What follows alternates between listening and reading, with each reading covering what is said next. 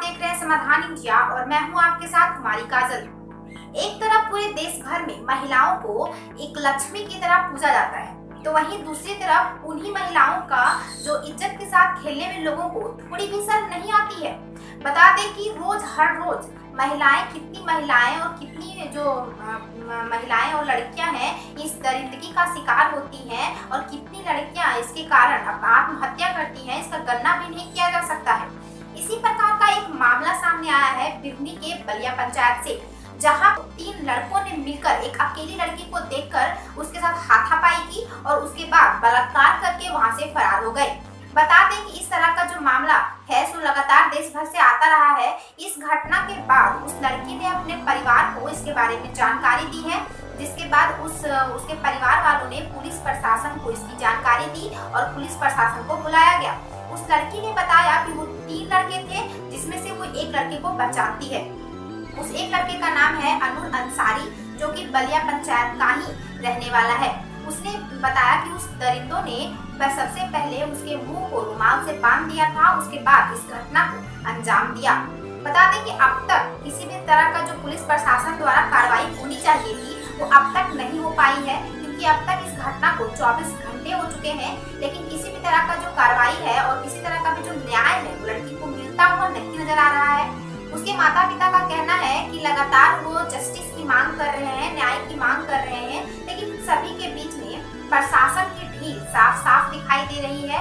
उनके माता पिता का कहना है कि उन बलात्कारियों को कड़ी से कड़ी सजा मिलनी चाहिए। बता दें कि जहां एक पूरे देश भर में कोरोना लगातार अपना कहर ढा रहा है, जिसके कारण पूरे देश भर में लॉकडाउन लगाया गया है, लेकिन इस लॉकडाउन के दौरान इस तरह का मामला न सिर्फ समाज के लिए बल्कि इंसानियत को भी तार करने वाला है।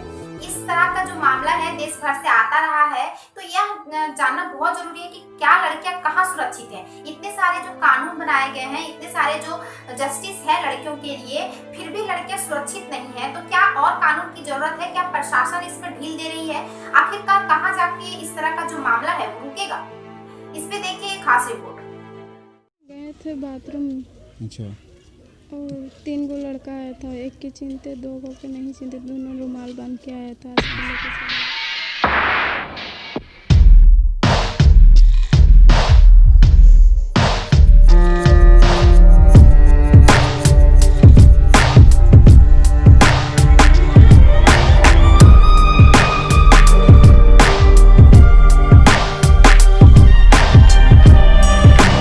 कि जिस वक्त जहाँ पे अभी हम इस वक्त जहाँ पे मौजूद हैं, यहाँ पे जिसके साथ दुर्व्यवहार किया गया है उसके माँ हैं, और माँ का शायद उनका इलाज पहले से तबीयत खराब था या क्या है, कुछ यहाँ पे लोगों से हम जानकारी लेके प्रयास करेंगे। इधर दिखाएंगे थोड़ा आपको, इनका क्या कुछ है, कैसे इनका पहले से तबीयत खराब था? नहीं, पहले से नहीं था। जब अपने लड़की के साथ में गई ना, जैसे ऐसे हो गया ना, तो लड़की के साथ में गई, तो दिन हमको उसकी इसी के साथ में रहना पड़ा, तो इनके साथ हम भी रहें। तो यही टेंशन से घर लाए आए, घर जब सब कुछ हो के घर आए, उसके बाद अचानक नहाने के बाद इसका हाथ पैर कुछ काम ही नहीं करने लगा। तो फिर इसको इलाज कराने के लिए मोदी डी लेके वहाँ से दवा हुआ सब लेके, बोलिए ना, एक आदमी बोलिए, दवा हुआ सब कुछ लाए, फिर इसको सलाइन भी करवाना, देखिए कैंडल सब लगा हुआ है। अच्छा, तो क्या फिर इसका भी बोला कि CT स्कैन करा लो, क्या कि ब्रेन हेमरेज का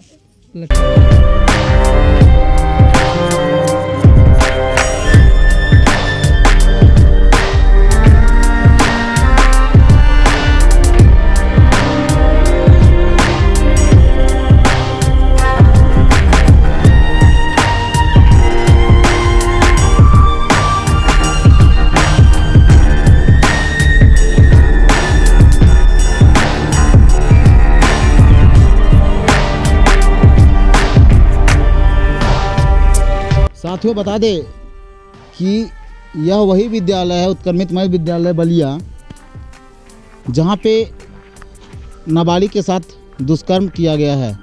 हम आपको बता दें कि यह वही मैदान है जहां पर वो शौच करने के लिए आई थी, और घात लगाए 3 अपराधियों ने वहां से उठा के वो सामने जो नज़र आ रहा है वो करबला मैदान है, वहां पे ले गए, और वहां के बाद लड़की को मुंह बांध दिया गया। लड़की के बयान से जो पता चल रहा है, उसको फेस बांध के फिर उसको इसी स्कूल में ले आकर उसे 3 दरिंदों ने इसी कमरे में बंद कर रात भर दुष्कर्म किया हुआ। चाचा हैं। तो यहाँ पे कोई प्रशासन पदाधिकारी कोई आए हुए थे क्या, कुछ जानकारी है आपको? हाँ आए थे थाना प्रभारी बड़ा बाबू अच्छा।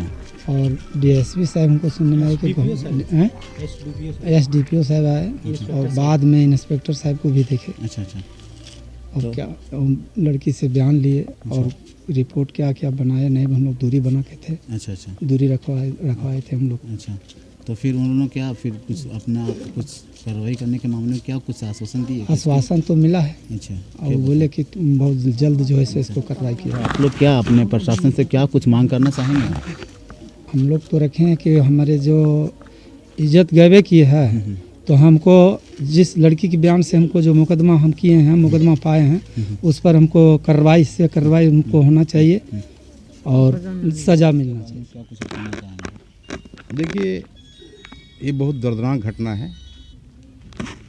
ये अमानवता है या मानवता जिसको कहते हैं, ये मानवता का रूप नहीं है, दरिंदगी है। आज एक दलित परिवार के साथ जो घटना घटी है ये बड़ी दुखदाई है और मैं प्रशासन से मांग किया हूँ कि जितना जल्द हो 2 घंटा 3 घंटा 4 घंटा 24 घंटा के अंदर उसको गिरफ्तारी किया जाए। अगर आप गिरफ्तारी नहीं करते हैं तो आपको हम घेराव करेंगे। अब हम कहाँ घेरेंगे ये नहीं बताएंगे, लेकिन घेराव करेंगे।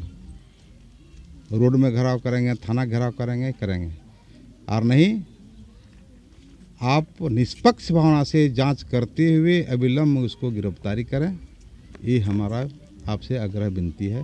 और इसी कड़ी के तहत मैंने थानेदार से और डीएसपी साहब से बात किया है और उसकी जो माँ है जिसका ब्रेन हेमरेज हो गया उस घटना को सुनकर और उसके समुचित इलाज के लिए उपायुक्त गिरिडीह महोदय से मैंने बात किया है अभी, और उन्होंने आश्वासन दिया है कि मैं उसकी माँ को ला करके हॉस्पिटल में भर्ती कराऊंगा, उसका इलाज कराऊंगा। तो सारी प्रक्रिया के तहत हम लोग आए हैं, काम हो रहा है और काम करवाएंगे। क्या है कि इस तरह की घटना नहीं होनी चाहिए। जो भी घटना घटी है निंदनीय है और मैं तमाम पार्टी के साथियों से और ग्रामीण जनता से मैं आग्रह करता हूँ, आप सचेत रहें, सजग रहें। वैसे लोगों को जो गलत पर पर्दा डालते हैं, इस पर भी गंभीरता से आपको सोचना विचारने की ज़रूरत है। अगर आप सोचेंगे विचारेंगे नहीं, हम लोग सुनेंगे नहीं, तो हम लोग आएंगे नहीं। आज हम लोग सुने, हम लोग आए। आज जहाँ तक इसका जो समस्या है समाधान करने का हम लोग समाधान करेंगे, यही कर सकते हैं। और जो घटना घट गई उस घटना को हम लोग और तो कुछ नहीं कर सकते हैं। जो दोषी है छूटना नहीं चाहिए, आज जो निर्दोष है बचना नहीं चाहिए। आज सबसे पहले मैंने कहा कि उसको लड़के को अरेस्ट करिए। कितने लोग उसमें इन्वॉल्व थे, उस विद्यालय में किस बच्चे को जो बंद किया गया वो कौन कौन लोग था, उस सब पर एफआईआर हो और सबको चालान किया जाए। इसी पर वार्ता हो गई। धन्यवाद।